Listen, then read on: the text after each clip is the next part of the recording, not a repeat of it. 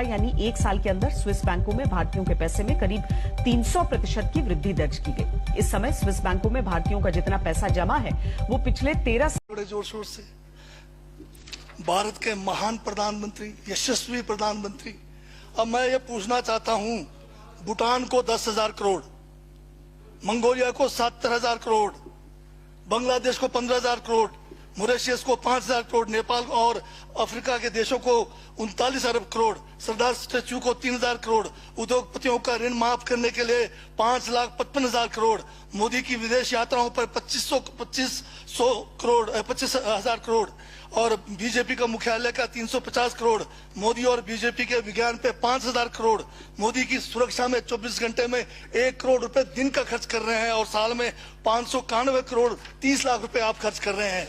और पिछले 5 सालों में कुंभ के मेले में 15,000 करोड़ और यूएसए के प्रेसिडेंट ट्रंप को नमस्ते करने के लिए 100 करोड़।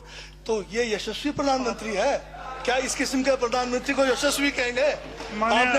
आपने जो है भारत को उच्चतम बेरोजगारी के दर पर पहुंचा दिया है। आज विश्व में भारत जो है भूखमरी में बांग्लादेश से भी नीचे है, आज पाकिस्तान से भी नीचे है। जिस देश में 25% जो है रात को भूखा सोए, उस देश का प्रधानमंत्री यशस्वी है क्या? जिसने देश की आर्थिकी को बिल्कुल नीचे कर दिया, छिन भिन कर दिया, जिसने जीडीपी खत्म कर दिया, जिसने नोटबंदी में लोगों को जो है नोटबंदी के तहत जो है लोगों को मरवा दिया, जिसने नौकरियां खत्म करा दी, जिसने महंगाई चरम पे पहुंचाई, जिसने पेट्रोल 100 रुपए कर दिया, डीजल 100 रुपए कर दिया, क्या वो यशस्वी है? क्या उसको यशस्वी कहेंगे आप? यशस्वी प्रधानमंत्री है आपका, जिसने भारत के सैनिकों को शहीदों की संख्या पिछले 30 सालों में सबसे ज्यादा है। क्या ये यशस्वी प्रधानमंत्री है? जिसने देश के अंदर चीन को घुसा दिया, क्या वो यशस्वी प्रधानमंत्री है? बजट पे बोलिए। माननीय सभापति महोदय, ये बजट में जिक्र हुआ है यशस्वी प्रधानमंत्री का और मुझे उसका जवाब देने का पूरा अधिकार है, जो मुझे कोई छीन नहीं सकता है। ये क्या यशस्वी कहेंगे इसको आप? बहुत यशस्वी है। देश का जो है आज बिल्कुल देश को आर्थिक रूप से कंगाल, राजनीतिक रूप से कश्मीर से कन्याकुमारी जो अखंड भारत है वो खंड होने जा रहा है। हिंदू मुस्लिम कर करके आपने जो है इस देश की जो है ऐसी तैसी फेर रखी है। और अब जब मैं कह रहा हूं तो आपको तकलीफ हो रही है। आप बताइए क्या तकलीफ की उसमें है? आप अब ज्यादा अभी लाल किला आपने बेच दिया, रेलवे स्टेशन आपने बेच दिया, एयरपोर्ट आपने बेच दिया। यशस्वी प्रधानमंत्री है। कोयले के खदाने आपने बेच दिया, रेलगाड़ी आपने बेच दिया, बंदरगाह आपने बेच दिया, बेकिस्मती जमीनें आपने बेच दी यशस्वी प्रधानमंत्री जी ने। और कहते हैं कि देश बदल रहा है, देश बिक रहा है। महाराज ये कहिए देश बिक रहा है।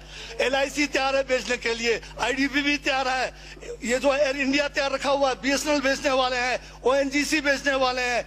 छोड़ने वाले क्या? आखिर में ये देश को भी बेच के चले जाएंगे। क्या है उनका? एक झोला है, झोला लेके चल पड़ेंगे।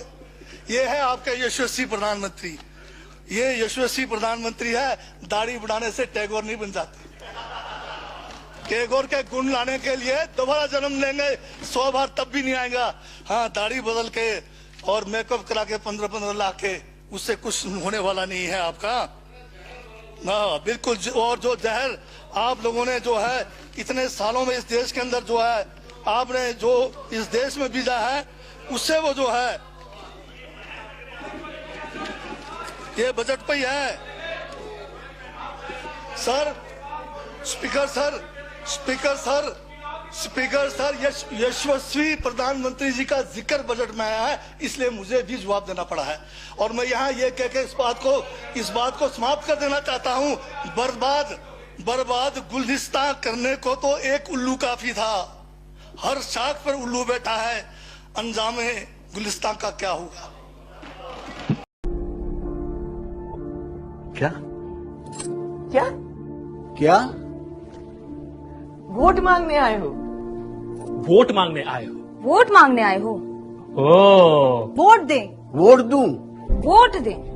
तुम्हें देना है। फिर से